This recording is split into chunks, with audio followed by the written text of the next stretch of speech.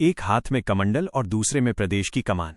क्या आपने कभी सोचा है कि गोरखपुर के एक साधारण से अजय सिंह बिष्ट कैसे पूरे देश के सबसे ताकतवर मुख्यमंत्री योगी आदित्यनाथ बन गए? यह कहानी है योगी आदित्यनाथ बनने से पहले के अजय सिंह बिष्ट की और उस आग की जो आज तक बुझी नहीं है। हर व्यक्ति की कहानी दो हिस्सों में बांटी होती है। एक वह जो दुनिया देखती है और दूसरी वह जो व्यक्ति अपने भीतर जीता है।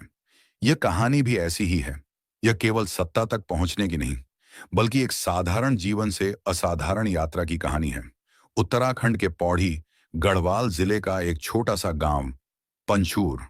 चारों तरफ पहाड़, ठंडी हवा और सादगी से भरा जीवन। इन पहाड़ों में जीवन तेज नहीं चलता। यहाँ समय रुक रुक कर चलता है। यहाँ हर सुबह धुंध के साथ आती है और हर शाम चुप्पी के साथ उतरती है। 5 जून 1972 को इसी गांव में एक साधारण राजपूत परिवार में जन्म हुआ, अजय सिंह बिष्ट। उस दिन किसी को अंदाजा नहीं था कि यह बच्चा आगे चलकर देश की राजनीति में इतना बड़ा नाम बनेगा। पिता फॉरेस्ट रेंजर थे। अनुशासन उनके घर की पहचान था। सरकारी नौकरी, जंगलों की ड्यूटी, समय की पाबंदी और सख्त नियम, घर का माहौल इन्हीं से बना था। मां धार्मिक थीं, भक्ति और संस्कारों से भरा वातावरण था। सुबह पूजा, शाम को दीपक और हर काम से पहले ईश्वर का स्मरण, यह सब जीवन का स्वाभाविक हिस्सा था। पंचूर गांव की संकरी गलियां, जहां बच्चे पहाड़ी रास्तों पर खेलते थे और हवा में देवदार के जंगलों की महक बसी रहती थी। अजय के पिता आनंद सिंह बिष्ट एक समर्पित फॉरेस्ट रेंजर थे जो दिन रात जंगलों की रक्षा में लगे रहते। वे घर लौटते तो थकान भरी आंखों से बच्चों को देखते, लेकिन कभी शिकायत नहीं करते। मां सावित्री देवी घर संभालती और परिवार के 7 बच्चों में अजय दूसरे नंबर पर थे। 4 भाई और 3 बहनों के बीच घर में अनुशासन ऐसा कि सुबह उठने से लेकर रात सोने तक हर काम समय पर होता। पिता की सरकारी नौकरी ने परिवार को स्थिरता दी, लेकिन पहाड़ी जीवन की कठिनाइयां हमेशा साथ रहीं। सर्दियों में बर्फ, गर्मियों में सूखा और हमेशा प्रकृति की चुनौतियां। बचपन में अजय बाकी बच्चों से अलग नहीं दिखते थे, लेकिन एक बात अलग थी, कम बोलना, ज्यादा सोचना। वह भीड़ में रहते हुए भी अपने भीतर अकेले रहते थे। उनकी आंखें सवाल पूछती थीं, लेकिन जुबान चुप रहती थी। पहाड़ों की चुप्पी ने उनके स्वभाव में गंभीरता भर दी और यही गंभीरता आगे चलकर उनकी सबसे बड़ी पहचान बनी। गांव के स्कूल में पढ़ाई शुरू हुई, जहां शिक्षक सख्त थे और किताबें सीमित। अजय को गणित पसंद था, संख्याओं में तर्क जो उनके मन की उलझनों को सुलझाता। लेकिन बचपन की यादों में जंगलों की सैर, पिता के साथ घूमना और मां की कथाएं शामिल थीं। रामायण और महाभारत की कहानियां सुनकर उनके मन में धर्म और न्याय की जड़ें गहरी हुईं। स्कूल के दिनों में अजय ने देखा कि गांव में गरीबी है, अवसर कम है। पड़ोसी गांवों से लोग शहरों की ओर पलायन करते और पहाड़ खाली होते जाते। ये दृश्य उनके मन में सवाल पैदा करता, क्यों नहीं बदलाव, क्यों नहीं मजबूत समाज? ये सवाल चुपचाप उनके भीतर पलते रहे। हाई स्कूल पूरा करने के बाद वे आगे की पढ़ाई के लिए गए और हेमवती नंदन बहुगुणा गढ़वाल विश्वविद्यालय से गणित में स्नातक किया। कॉलेज के दिनों में उन्होंने देखा कि देश में अव्यवस्था है, अनुशासन की कमी है और धर्म को अक्सर कमजोरी समझा जाता है। यही वह मोड़ था जहां विचारों ने दिशा ली और यहीं से उनके भीतर संघर्ष की आग जलने लगी।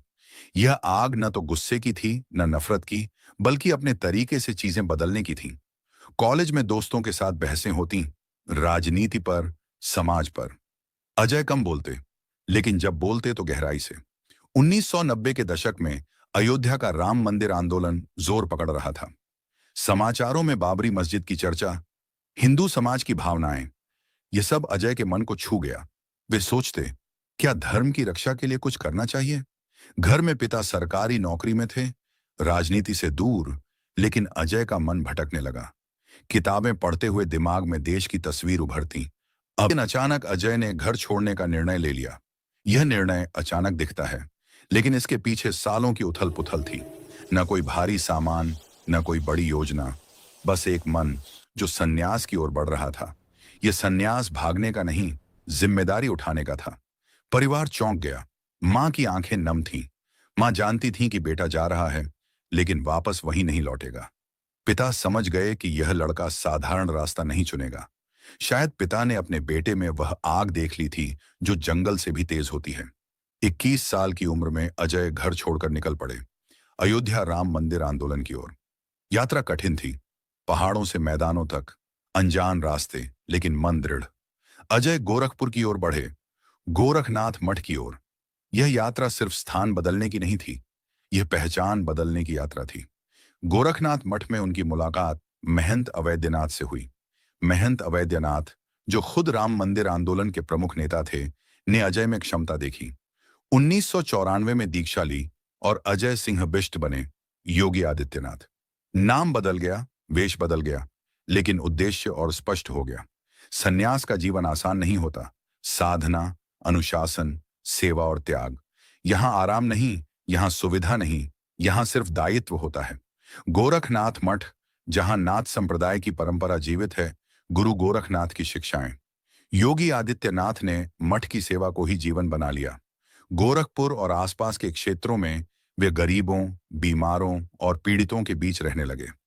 लोगों ने देखा कि यह संत भाषण से ज्यादा काम में विश्वास करता है। लोग उन्हें सिर्फ संत नहीं, नेता जैसा मार्गदर्शक मानने लगे। मठ में दिनचर्या कठोर, सुबह योग, ध्यान, फिर सेवा कार्य। योगी ने हठयोग पर किताब लिखी, राजयोग पर विचार दिए, लेकिन उनका मन समाज सेवा में था। 1998 में उन्होंने अपने पैतृक गांव में एक स्कूल स्थापित किया, शिक्षा को बढ़ावा दिया।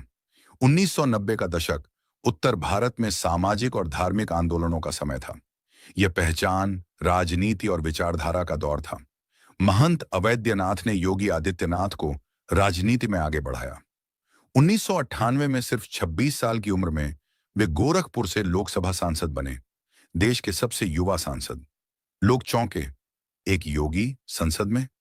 लेकिन संसद में योगी आदित्यनाथ तेज, स्पष्ट और आक्रामक आवाज बनकर उभरे। वे बोलते कम थे, पर जब बोलते तो सीधे मुद्दे पर। 16वीं लोकसभा में उन्होंने 77% उपस्थिति दर्ज की, 284 सवाल पूछे, 56 बहसों में भाग लिया। योगी सिर्फ संसद तक सीमित नहीं रहे, वे सड़कों पर भी उतरे। जहां दंगे, जहां तनाव, जहां हिंदू समाज असुरक्षित महसूस करता, वहां योगी की आवाज गूंजती। उनका भाषण सीधा होता, बिना घुमाव के। इसी वजह से वे समर्थकों के लिए नायक और विरोधियों के लिए चुनौती बन गए। 2002 में उन्होंने हिंदू युवा वाहिनी का गठन किया, एक युवा संगठन जो हिंदुत्व की रक्षा के लिए काम करता। यह संगठन जमीनी स्तर पर मजबूत हुआ, लेकिन विवाद भी लाया। 2007 में योगी को गिरफ्तार किया गया, शांति भंग के आरोप में, जिससे दंगे भड़के। 2008 में उनके काफिले पर हमला हुआ, लेकिन वे बच गए। विवादों के बीच योगी की छवि एक कठोर हिंदुत्ववादी की बनी। वे नेपाली माओवादियों के खिलाफ बोले, महिलाओं के कोटे पर सुधार की बात की। भाजपा से कभी टकराव भी हुआ। 2002 और 2007 में पार्टी उम्मीदवारों के खिलाफ प्रत्याशी उतारे, लेकिन उनकी लोकप्रियता बढ़ती गई। गोरखपुर से 5 बार सांसद चुने गए। 2014 में महंत अवैद्यनाथ के निधन के बाद वे गोरखनाथ मठ के महंत बने। 2017 में उत्तर प्रदेश की राजनीति में भूचाल आया। भाजपा को प्रचंड बहुमत मिला और सबको चौंकाते हुए योगी आदित्यनाथ बने उत्तर प्रदेश के मुख्यमंत्री। एक सन्यासी, भारत के सबसे बड़े राज्य का शासक। शपथ लेते समय उनका चेहरा शांत था, लेकिन जिम्मेदारी भारी थी। मुख्यमंत्री बनते ही कार्रवाई शुरू हुई। अपराधियों पर सख्ती, माफिया पर बुलडोजर, पुलिस सुधार और कानून व्यवस्था पर जोर। 87 लाख किसानों के कर्ज माफ किए, गौ तस्करी पर रोक, सरकारी कार्यालयों में तंबाकू प्रतिबंध, anti Romeo squad, slaughter house बंद किए, जिससे रोजगार प्रभावित हुआ, लेकिन कानून व्यवस्था सुधारी। एनकाउंटर बढ़े, 10 महीनों में औसतन 4 प्रतिदिन। बुलडोजर एक्शन से बुलडोजर बाबा का नाम मिला। इंफ्रास्ट्रक्चर में योगदान, सैमसंग प्लांट, डिफेंस कॉरिडोर, जेवर एयरपोर्ट। 2020 में लव जिहाद के खिलाफ कानून, जनसंख्या नियंत्रण बिल। 2021 में, 2022 में फिर चुनाव जीते, गोरखपुर अर्बन से विधायक बने, भाजपा की दूसरी बार सरकार। विवाद भी रहे, सांप्रदायिक बयान, पत्रकारों पर केस, बुलडोजर की आलोचना, लेकिन योगी की छवि बनी एक कठोर प्रशासक की जो फैसले लेने से नहीं डरता। आज योगी आदित्यनाथ एक योगी हैं, एक राजनेता हैं, एक मुख्यमंत्री हैं और एक मजबूत विचारधारा की पहचान है। वे विवादों से घिरे रहे, लेकिन चर्चा के केंद्र में भी रहे। पहाड़ों से निकलकर देश की राजनीति तक पहुंचना सिर्फ संयोग नहीं, यह इच्छा शक्ति, त्याग और संघर्ष की कहानी है। यह कहानी किसी देवता की नहीं, किसी साधारण इंसान की है जिसने असाधारण रास्ता चुना। योगी आदित्यनाथ का जीवन आज भी चल रहा है और इतिहास का अगला अध्याय अभी लिखा जाना बाकी है। दोस्तों, योगी आदित्यनाथ जी के संघर्ष से सफलता तक के इस सफर ने हमें सिखाया कि दृढ़ संकल्प से कुछ भी हासिल किया जा सकता है। अगर आपको ये कहानी प्रेरणादायक लगी हो तो इस वीडियो को लाइक करें और ऐसे ही और दिलचस्प वीडियो के लिए हमारे चैनल सोनू अग्रवाल सफर को सब्सक्राइब जरूर करें। हमारे साथ जुड़े रहने के लिए धन्यवाद।